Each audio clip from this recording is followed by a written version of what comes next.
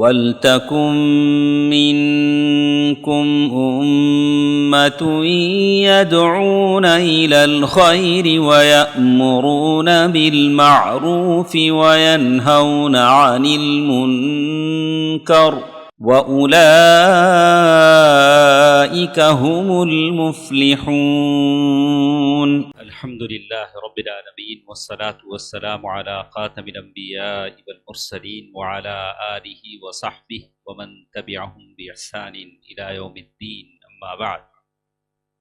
محترم صدر جلسہ امیر محترم شیخ انیس الرحمن اعظمی عمری مدنی حفظہ اللہ، اور ہمارے ساتھ موجود دکتور الیاس عمری مدنی حفظہ اللہ، اور اسی طرح شیخ حافظ اسد اللہ عمری مدنی حفظہ اللہ، اور ہمارے ساتھ موجود ہیں استاد جامعہ دارالسلام عمر آباد شیخ جعفر علی صدیقی عمری مدنی حفظہ اللہ، اور اسی طرح حافظ حبیب اللہ عمری۔ اللہ تعالیٰ کا فضل و کرم ہے کہ جس نے ہمیں اتنا اچھا موقع عنایت فرمایا ہے، اور خاص کر عاشوراء کے اس روزے والے دن میں ایک نیکی کے بعد اور ایک نیکی کی سعادت اللہ تعالیٰ نے ہم سب کو عطا فرمائی ہے۔ بہت ساری باتیں ہم نے شیخ محترم کے درس میں سنا، اللہ تعالیٰ سے عمل کی توفیق ہم سب مانگتے ہیں۔ اور میرا آپ کے سامنے اس وقت موضوع ہے شرک کی مروجہ صورتیں جو معاشرے میں پائی جاتی ہیں۔ 20 منٹ میرا ٹائم ہے، انشاءاللہ 5:50 پر میری بات ختم ہو جائے گی۔ تو سب سے پہلی چیز مجھے آپ سے کہنی ہے کہ سب سے پہلے ہم اللہ تعالیٰ کی حمد و ثنا کے بعد اللہ کے نبی صلی اللہ علیہ وسلم اور صحابہ پر، تابعین پر، تبع تابعین پر اللہ کی رحمتیں اور برکتیں مانگتے ہیں۔ اللہ تبارک و تعالیٰ کا ارشاد ہے، جب بھی توحید اور شرک کی بات آتی ہے تو سورۃ الذاریات کی آیت پڑھی اور سنی جاتی ہے، اعوذ باللہ من الشیطان الرجیم، بسم اللہ الرحمن الرحیم، وما خلقت الجن والانس الا لیعبدون۔ ہم نے جنوں اور انسانوں کو اسی لیے پیدا کیا ہے کہ وہ میری عبادت کریں۔ ابن عباس رضی اللہ عنہما نے فرمایا الا لیعبدون ای یوحدون، عبادت کریں لیکن توحید کے ساتھ، وحدانیت کے ساتھ اللہ تعالیٰ کی عبادت کریں۔ بہت ساری عبادتیں دنیا میں ہیں، لوگوں نے عبادت کا نام دے رکھا ہے، طرح طرح کے کرتب کرتے ہیں۔ صوفیہ کی اپنی عبادتیں ہیں، وحدت الوجود کے لوگوں کی اپنی عبادتیں ہیں، غلاة صوفیہ شیعہ اور ان کی روافظ کی الگ الگ عبادتیں ہیں۔ لیکن یہاں جو عبادت مطلوب اور مقصود ہے وہ توحید پر مبنی عبادت ہے جو اللہ تعالیٰ کے پاس مقبول ہوتی ہے۔ میری آپ کے ساتھ جو گفتگو ہے وہ اصل میں وہ حدیث ہے جو ام المؤمنین عائشہ رضی اللہ تعالی عنہا فرماتی ہیں، صحیح حدیث ہے۔ وہ بیان کرتی ہیں کہ ہم سارے ایک مرتبہ بیٹھے ہوئے تھے، وہ زمانہ نبوت کا زمانہ تھا، اللہ کے نبی صلی اللہ علیہ وسلم ازواج مطہرات کے ساتھ بیٹھتے تھے، اور بیٹھتے تھے تو کیا باتیں ہوتی تھی، وہی ماشاء اللہ کے نبی کی مجلس ہے، ازواج مطہرات کے ساتھ بیٹھے ہیں تو اللہ کے نبی صلی اللہ علیہ وسلم کی بیوی ام سلمہ رضی اللہ عنہا جو اپنے پہلے شوہر کے ساتھ حبشہ گئی تھی ہجرت پر، وہ اپنے واقعات بیان کرتی، اور ام المؤمنین عائشہ رضی اللہ تعالی عنہا کم عمر تھی، کہیں باہر زیادہ سفر نہیں کیا تھا، مکے میں تھی، مکے سے مدینہ ہجرت کری، اور کبھی حج اور عمرہ پر اللہ کے نبی صلی اللہ علیہ وسلم کے ساتھ سفر میں رہی۔ لیکن جو دوسری بیویاں جو کہتی تو اسے غور سے سنتی تاکہ وہ ساری معلومات اکٹھے کریں۔ تو جب ام سلمہ رضی اللہ تعالی عنہا نے بیان کیا تو سننے لگی کہ کتنی اچھی باتیں وہ کہہ رہے ہیں۔ انہوں نے کہا کہ ہم لوگ جب حبشہ میں تھے تو ہم نے دیکھا کہ وہاں کوئی آدمی مر جاتا تو اس کی قبر پر عمارت بنائی جاتی اور وہاں تصویریں لگا دی جاتی۔ تو اللہ کے نبی صلی اللہ علیہ وسلم نے بتایا کہ وہ مشرک قوم ہیں جو مرنے والے کی قبر پر عمارت بناتے ہیں اور اس کے بعد اس کی تصویریں، نیک لوگوں کی تصویریں لگا دیتے ہیں۔ اللہ کے نبی صلی اللہ علیہ وسلم نے فرمایا شرار الخلق عند اللہ، اللہ کی نظر میں یہ بدترین مخلوق ہیں جو دو فتنوں میں مبتلا ہیں، آزمائشوں میں مبتلا ہیں، فتنۃ القبور و فتنۃ التماثیل۔ قبروں کا فتنہ کیا ہوتا ہے کہ قبروں پر لکھنا، قبروں پر تختیاں بنانا، قبروں پر گنبد بنانا، قبروں پر چراغاں کرنا، چاہے وہ موم بتی جلائے چاہے اود بتی جلائے۔ ہاں، اتفاق سے ایسا ہوا، میں وہاں فجر بعد وہ ایک صاحب تھے، ان سے ملنے گیا تھا قبرستان میں، بولا ایسا چلو دعا بھی پڑھ لیں گے اور وہاں ملنے بھی جاؤں گا۔ جیسے ہی کچھ دیر بیٹھا، کوئی صاحب بتیاں لے کے آگے میرے پاس، حضرت فاتحہ دلاؤ۔ بولا واہ، فاتحہ دلانے قبرستان میں نہیں آیا ہوں، مجھے ایک صاحب سے ملنا ہے۔ بولا کہ یہ بھی اچھا کاروبار ہے، فجر بعد وہاں چلے جاؤ تو لوگ بتیاں لے کر آ جاتے ہیں۔ بولا کہ یہ فتنۃ القبور ہے، قبروں پر آپ لکھیں، وہاں چراغاں کریں، بتی جلائیں، چاہے موم بتی جلائیں، چاہے چراغ والا تیل جلائیں، چاہے گھی کا چراغ والا جلائیں، وہاں آپ جائیں گے بیچ پر تو وہاں گھی کا چراغ بھی جلتا ہوا آپ کو ملے گا۔ یہی ساری تو شرک کی صورتیں ہیں۔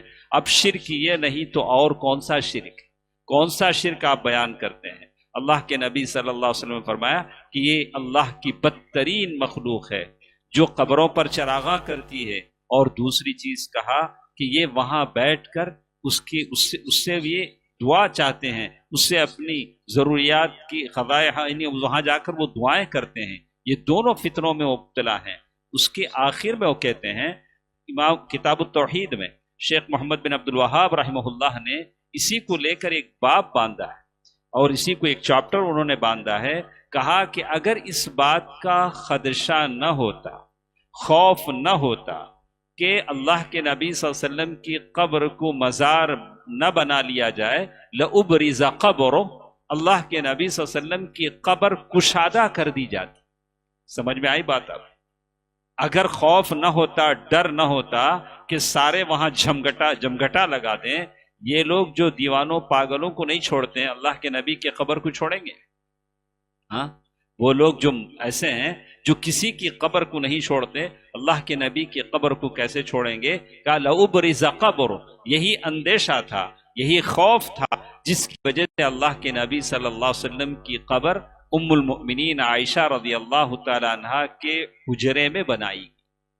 یہی خوف تھا، اسی وجہ سے وہاں بنائی گئی۔ اللہ کے نبی صلی اللہ علیہ وسلم نے اسی لیے کہا کہ لعن اللہ الیہود والنصارى اتخذوا قبور انبیاءہم مساجدا، اللہ تعالیٰ یہود و نصارہ پر لعنت کرے جنہوں نے اپنے انبیاء کی قبروں کو سجدگاہ بنا لیا۔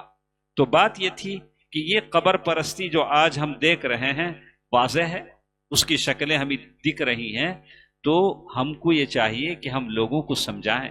یہی تو واضح شرک ہے، جہاں چلا کشی ہو رہی ہے، جہاں قبروں پر بیٹھا جا رہا ہے۔ جیسے آپ نے وہ حدیث سنی ہوگی، کئی بار وہ حدیث آپ نے پڑھا بھی سنا ہوگا، ذات و انوات والی حدیث، کہ ہم صلح حدیبیہ سے واپس آ رہے تھے تو ہم نے مشرکین کو کہا، وہ درخت جہاں مشرکین اپنے ہتھیار لٹکاتے تھے، ذات و انوات، تو لوگوں نے کہا اجعل لنا الہا، کہا کہ ہمارے لیے بھی آپ ایسا کوئی درخت بنا دیجئے جیسے ان کا درخت ہے۔ اور وہ کہتے ہیں وَنَحْنُ حدیث عہد بال، کہا کہ ابھی نئے ہم مسلمان ہوئے تھے، ہم نے بھی اللہ کے نبی صلی اللہ علیہ وسلم سے کہا کہ ہمارے لیے بھی کوئی ایسا درخت بنا دی، جیسے مشرکین کو دیکھتے نہیں، آپ یہاں سے جاتے ہیں، سفر کرتے ہیں تو کہیں کسی کوئل پر کاریں کھڑے ہیں، ٹو ویلر کھڑے ہیں، لوگ وہاں سے اس کی آشیرواد دے رہے ہیں، اور کسی قبر پر لوگ آشیرواد دے رہے ہیں۔ بالکل بھئی، یہی تو کفر اور شرک کا زمانہ تھا۔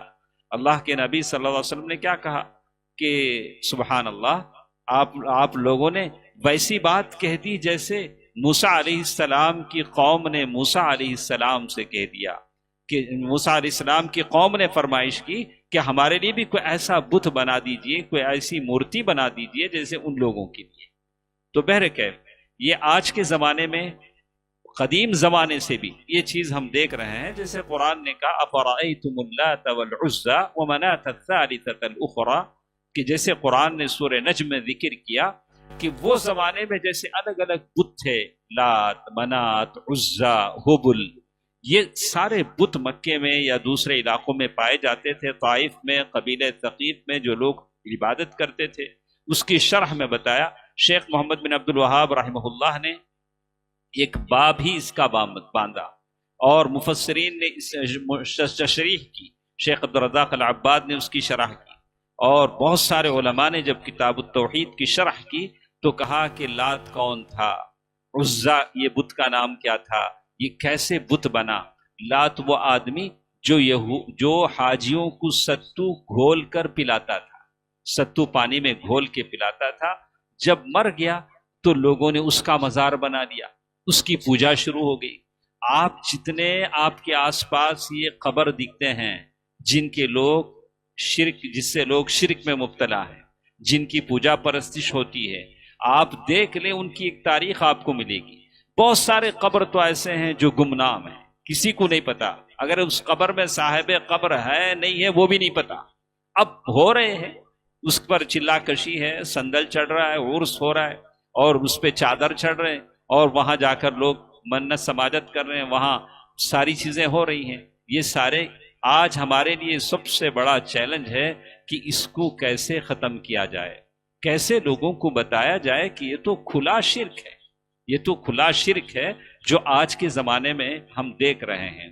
اور اس کے بعد جو کچھ دوسری شکلوں میں جو ہم دیکھتے ہیں کہ لوگ دعائی دیتے ہیں، یا رب یا اللہ کہنے کے بجائے، جگہ جگہ مسجدوں میں بھی آپ نے دیکھا ہوگا کہ ایک ہی اس میں لائن میں یا رسول اللہ لگایا جاتا ہے۔ مسجدوں میں آپ دیکھیں یا اللہ، اسی کے ساتھ ساتھ یا رسول اللہ لگا۔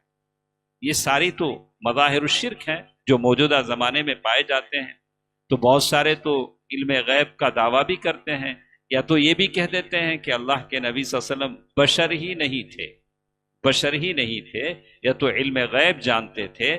جیسے انہوں نے ایک کتاب میں اس کا خلاصہ پیش کیا، تو بس اس کی مختصر سی باتیں میں آپ کے سامنے سنا دیتا ہوں تاکہ آپ کو اچھی طرح سمجھ میں آ جائے۔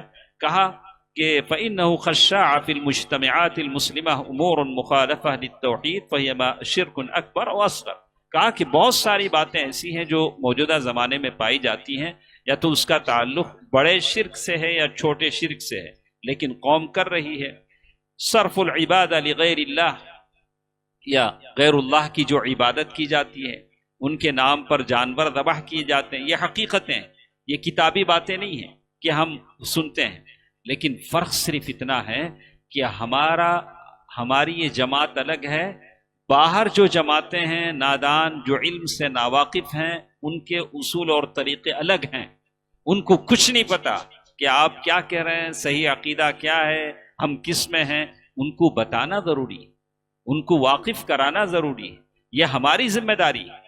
یہاں میں سنا رہا ہوں، آپ سن رہے ہیں، اور علماء سنائیں گے، آپ سنیں گے، ہمارے تک چل رہی گفتگو، لیکن باہر کی دنیا کے لوگ الگ دنیا میں جیتے ہیں، ان کو واقف کرانا، در در جانا، گھر گھر جانا، گلی گلی گھومنا، یہ ضروری ہے، ان کو بتانا ضروری ہے۔ ہمارے توحید کے قافلے نکلیں، اور جیسے ہمارے اسلاف نے کام کیا، ہمارے اسلاف نے ایک مقام سے دوسرے مقام تک پیدل چل کر، ہمارے امیر محترم کبھی بتایا کرتے تھے، میں خواہش کروں گا کہ آپ ضرور بتائیں کہ پہلے زمانے کے لوگ یہ کیسے توحید کا کام کرتے تھے۔ بارہا میں نے شیخ محترم کے زبانی سنا کہ کیسے وہ اپنا رخت سفر باندھتے تھے، ایک جگہ جاتے، ان کو ساری توحید کی باتیں بتلاتے، اور پھر وہاں سے رخصت ہو کے کسی اور جگہ سفر کرتے۔ کبھی ان کو مار کھانی پڑتی، ذلت اٹھانی پڑتی، لیکن اپنا جو منہج اور صحیح راستہ ہوتا وہ ان کو واقف کراتے اور سمجھتے کہ میری نجات کا سامان ہو گیا۔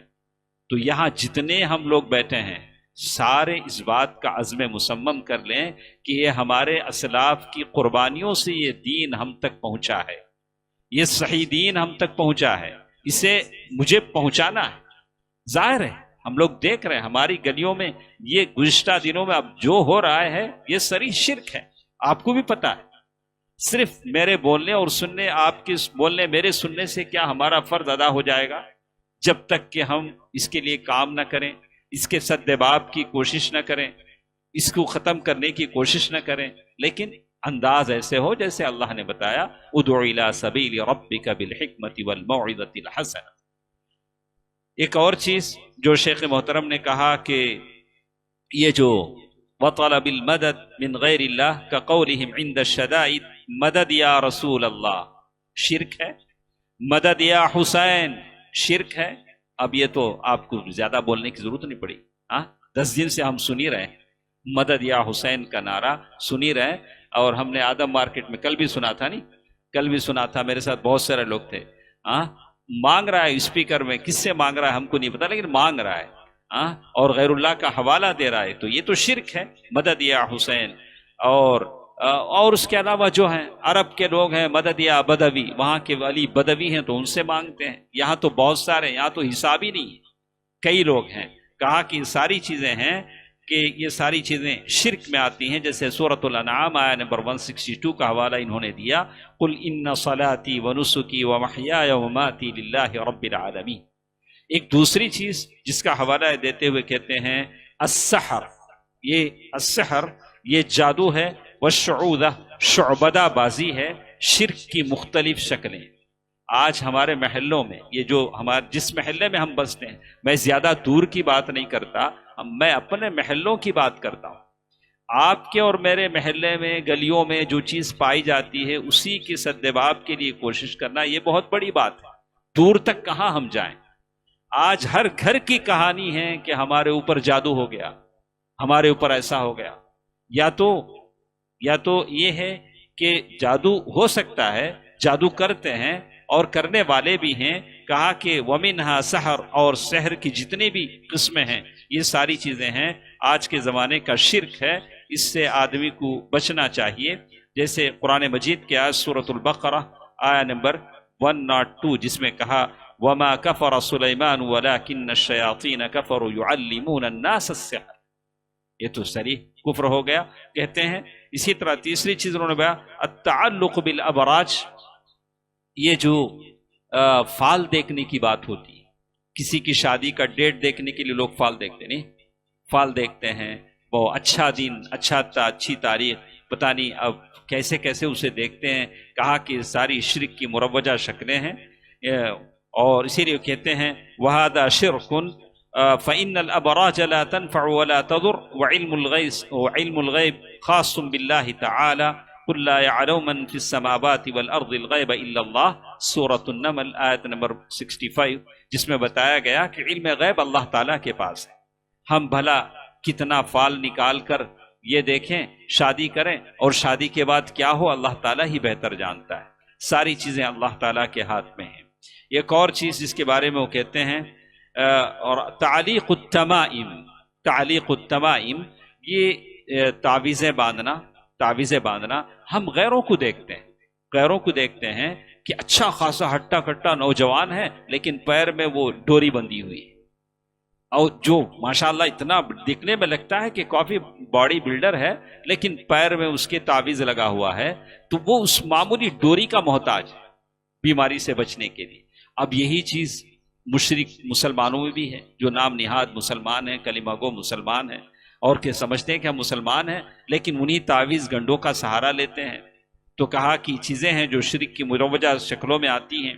اور ایک چیز جو انہوں نے بیان کیا فَمِنْهُمْ مَنْ يُعَلِّقُ فِي سَيَّارَتِهِ أَوْ فِي بَيْتِهِ أَوْ عَلَى يَدِهِ خَيْطًا أَوْ غَيْرَ ذَلِكَ.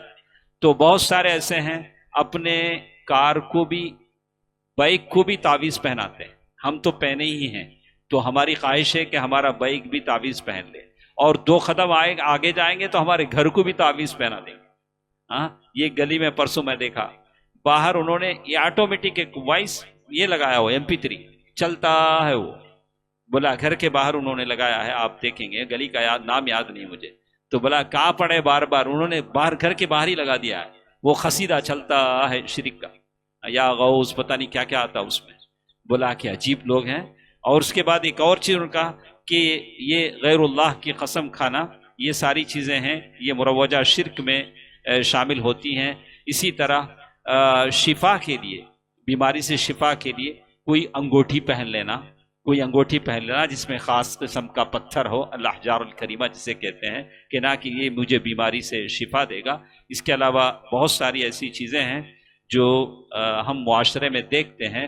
ہم کو کوشش کرنی چاہیے کہ اس کے خلاف ہم لوگوں کام کریں، لوگوں کو توحید کی طرف لائیں. اللہ تعالی ہم سب کو اس کی توفیق دے، اور ہم اللہ تعالیٰ سے دعا کرتے رہیں کہ اللہ سبحانہ و تعالیٰ جس مقصد کے لیے ہمیں پیدا کیا ہے اس مقصد کو ہم ادا کرنے کی کوشش کریں. اللہ تعالیٰ ہم سب کو نیکی پر ثابت قدم رکھے. آمین. والسلام علیکم ورحمۃ اللہ وبرکاتہ.